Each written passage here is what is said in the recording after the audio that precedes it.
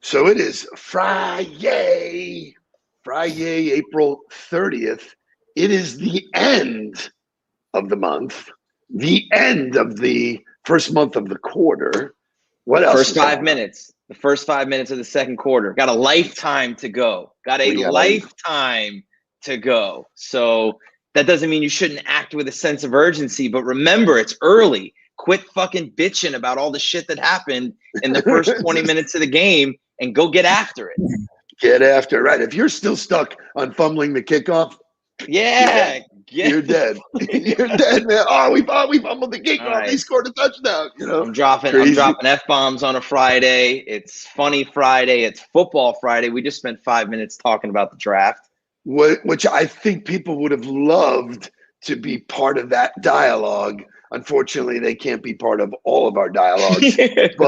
But you know what? Just for the sake of throwing it out there, talk to us about chemistry real fast, because we saw something happen last night that was very unique. Hadn't happened in the first time. It was two in the same round. Correct. To the same team. So what you saw last night was, number one, the first time this has ever happened in the first round to the same team. The Jacksonville Jaguars selected a quarterback and a running back from the same team.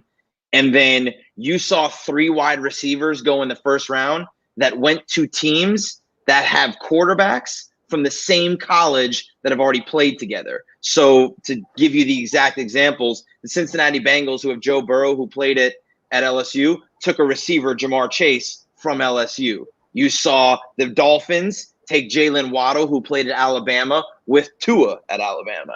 And then you saw the Eagles take Devontae Smith, who played at Alabama, with Jalen Hurst. So you saw chemistry being selected and not developed. I don't have time to build the team chemistry that I need. I need to get guys in the organization that know what it takes to win and have already played together and have the bond. You're looking at something that's new to the NFL that leaders need to pay attention to when they're taking over organizations. So it's amazing what went on last night. I think that's an example of where if you can set the example, it kind of bleeds through the organization. So I love that. For those of you who are wondering why I am dressed up today, Mr. Goldfarb, it is the 1 year anniversary. Shay, show me the 1 year anniversary of when Bob delivered 6 new blazers to me. These were ordered so that I could have them for the many speaking engagements that were coming up. They obviously were not. I am 30 pounds heavier in that picture. Yeah. But you know what? You know what? I've been wearing a blazer. I wore a blazer Friday to the retreat, for the JA retreat. I wore a blazer all weekend at the event that I was at. I am wearing a blazer today. I wore a blazer to lunch yesterday with Devin Newton and that whole Styles team. And you know what? When you dress well, you play well. And when you play well, they pay well. Boom. Shout out. It's a football quote. That's 1000%. I mean, originally stems from Dion, but shout out to Will Helton, who's here this morning, who was loving the football conversation about chemistry. Will is one of our good friends from the Midas Corporation. So thank you for being here with us, Will. Yeah. SEC. Arkansas player. Arkansas did not have anybody drafted last night, but I don't think that surprised anybody. So with that, we'll leave you with one comment, and that is to visit your local Midas dealer today. That's for Will. And show me some wake-up music. Boom. Wake up, everybody. Get up, get up, get up, get up. Wake up. Come on, come on. Wake up, everybody. Teach a new way. Maybe then they'll listen what you have to say. Wake up, everybody. No more sleeping in bed. No more about to thinking. Time for thinking ahead. Come on now.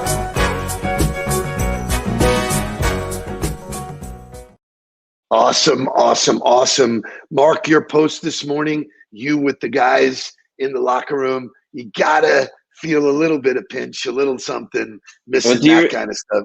So you were at that game. I know. You were at that game. And do you know what happened directly after that game? I do not. 12 hours later, we got fired as an entire staff. Oh, that's exactly right. I do remember. You want to talk about the ups and downs? And my post this morning was about, those 32 guys who got selected in the first round were deemed to be best in class, and then now are just a fish in the ocean. You're just another one, and you got to prove that you can survive and compete. So I know what it's like to feel like, oh, we reached the top, and oh, never mind, you're out. See you. Have fun. So, it's funny. The interview process last night was what does it feel like? What do you think it feels like? The pinnacle. Like you just accomplished everything that you could want to do. I did it. I've been a kid. I gave up all that stuff. So lots of really good stuff today. I'm really excited. It is National Bugs Bunny Day.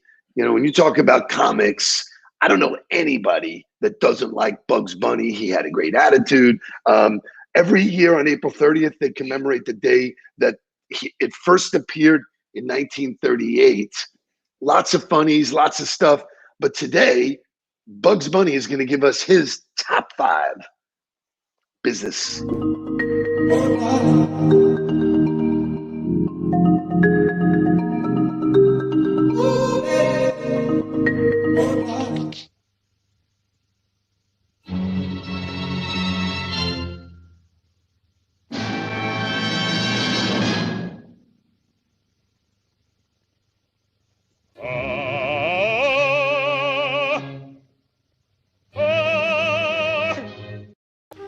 Boss. Oh, yeah, one for you. And me, boss. One for you. And me, boss. One for you. And me, boss. And one for you. And me, boss. One for you. And me, boss. One for you.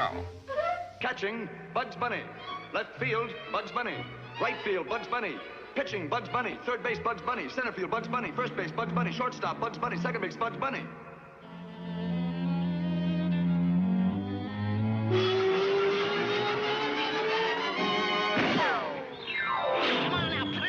Right down the old alley. This guy's a pushover. Come on now, boy, give it to him. Okay, now, boys, come on, talk it up. Come on, fellas, talk it up now. Let's give it to him. Come on, kids, let's give me your rickety racks. Brick-a-brack-a firecrackers, sis, boom, bah. Bugs Bunny, rah, rah, rah. Brick-a-brack-a firecrackers, sis, boom, bah. Bugs Bunny, rah, rah, rah. Brick-a-brack-a firecrackers, sis, boom, bah. Bugs Bunny, rah, rah, rah. No hard feelings, Doug. No, don't do it.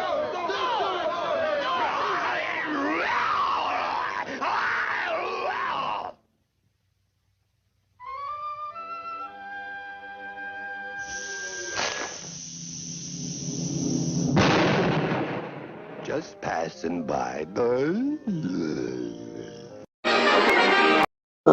that was I love it. Awesome. Isn't that great? So his top 5, although the first one I don't agree with. No, Fake it till you not. make it. Yeah, exactly. The other four are really positive, really right on target. Be creative, do whatever it takes, bring the energy. And then the last one is trust is earned. And that could be the most significant comment of all, because every single relationship, every single thing you do in your life, you either have people that trust you or they don't. And so when they trust you, the world opens. When they don't, the world closes, which leads us to today is National Honesty Day. And this is crazy that it has to be a day, but each year on April 30th, it says National Honesty Day challenged us to be truthful in all we do. Now, my comment to you or question to you is, why do we need to be challenged? Why wouldn't that be the normal go-to? The history you want me to answer of that this, question? Please do, yes. Because I think being honest is hard, and people don't choose to take the hard route. People choose to take the easy route, and it's easy to pass responsibility. It's easy to make an excuse. It's easy to cover things up instead of dealing with something when it needs to be dealt with, which I think as adults, we've all learned that the longer you try to push something away or cover something up or avoid it, the bigger it becomes and the harder it becomes to deal with. And it eventually gets dealt with at some point in time. Well, yet it takes courage and and determination to deal with that, to truly be honest with yourself, with other people, all of the time. I'm so happy. Honesty is to everyone, including yourself, and that's where most people go very wrong. It says honesty goes a long way toward instilling confidence. We have confidence conversations all the time when, there's a saying that if you never lie, you never have to worry about covering it. It's wasted energy. National Honesty Day came from the author of A Book of Lies by M. Hirsch Goldberg, who created the day in the early 90s to just kind of focus on this, which is okay. Show me John Hamm, or one of my favorite actors. So this is crazy. I'm terribly sorry if you don't like my harsh honesty, but I don't like your sugar-coated bullshit either, which, is a placeholder for, you just can't handle the truth, right? I mean, it's the truth, and honesty is really hard. And when you ask people, hey, be truthful for me, they don't want to hear what you have to say. Part of it is listening to real feedback. When you talk about being coached, hey, listen, you suck. You need to do something here. You didn't do that right. So I want to look at all of the great things about honesty. But first, I want to go to motivational music to kick this off.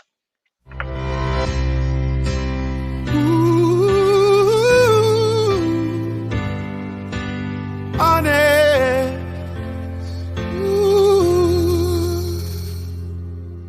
Maybe I don't have enough.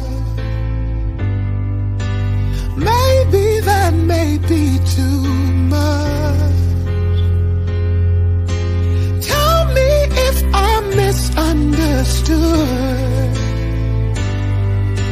Let this go if you feel you should. I just wanna be honest. I just wanna be honest. With all my thoughts around, I may let you down. I just wanna be honest. Honest. I can't do it without you. Don't wanna let you down. Woo! Love that song. So let's take a look at what it would really look like if people were honest. Shay, show me honest meditation. Sit or lie comfortably, quietly. Allow yourself to be here, fully, in this moment. With your eyes closed, begin to connect with your inner world of thought and feeling. Gradually, let the horseshit of the external world fade from your awareness.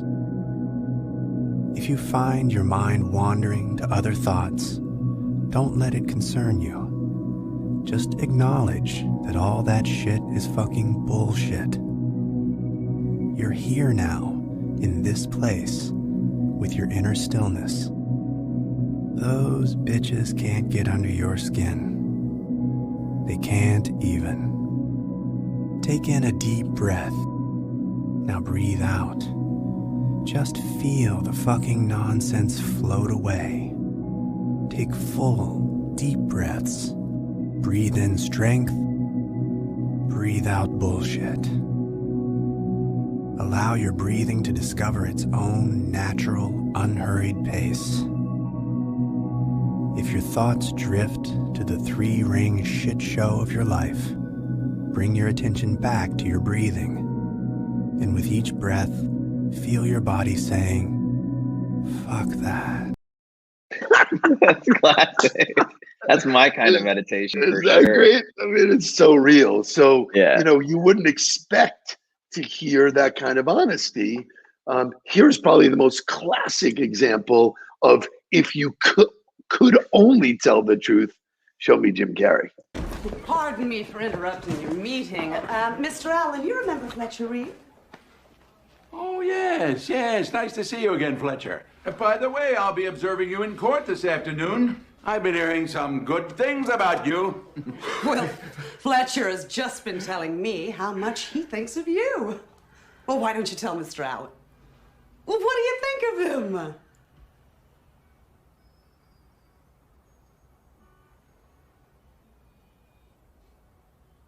He's a pedantic, pontificating, pretentious bastard, a belligerent old fart, a worthless, steaming pile of cow dung.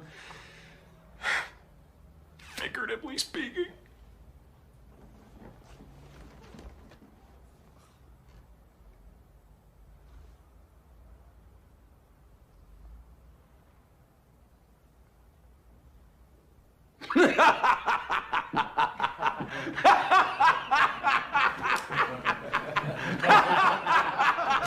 That's the funniest damn thing I've ever heard!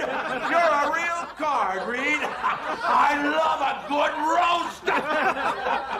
Do Simmons! Simmons is old! He should have been out of the game years ago, but he can't stay home because he hates his wife. You've met her at the Christmas parties. She's the one that gets plastered and calls him a retard. And you, Tom, you're the biggest brown nose I've ever seen. You've got your head so far up Mr. Allen's ass, I can't tell where you end and he begins. Priceless! You have bad breath caused by gingivitis. You couldn't get a porn star off. Your hairpiece looks like something that was killed crossing the highway. I don't know whether to comb it or scrape it off with a shovel and bury it alive. Loser! Whip. Doesn't get Great any better, movie. does it? Great, Doesn't no, get any great, better. great. So we're movie. looking at honesty today, and I have a couple of other videos of real life situations that if you could really be honest about, and this is Friday Funny, this is good stuff to sort of end the month. Show me the honest office. Denise. David. I've already forgotten your name. Me too.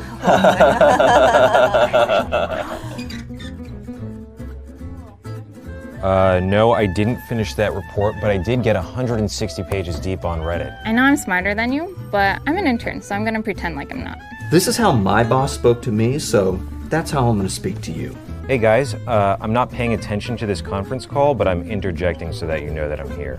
Oh, Dave, I got your email, but I didn't respond because I think you're incredibly stupid. If this goes right, I'm taking all the credit. If it goes wrong, you're getting all the blame. Oh, I was just on Facebook. Oh, I was just on Etsy. Oh, I was just looking at the closest thing I can get to porn. I'm gonna see you more than my girlfriend, so I'm probably gonna develop a crush on you. Can you tell I had 2 beers with lunch? That's great. Can you set up a meeting so you can repeat what you just told me? Hey, everyone hates the quote in your email signature. You should see this conversation we're having about you on GChat. The way you're looking at me today means I'm never gonna wear this skirt again. I really don't care how your weekend was. This is my roommate, Henry. I just wanted to bring him in and show how grown up my job is. I'll say thank you, but I don't mean it. You're my least favorite. It's great. That's really great. So it gets better. Show me the honest interview. All right, let's get this shit over with. Come on.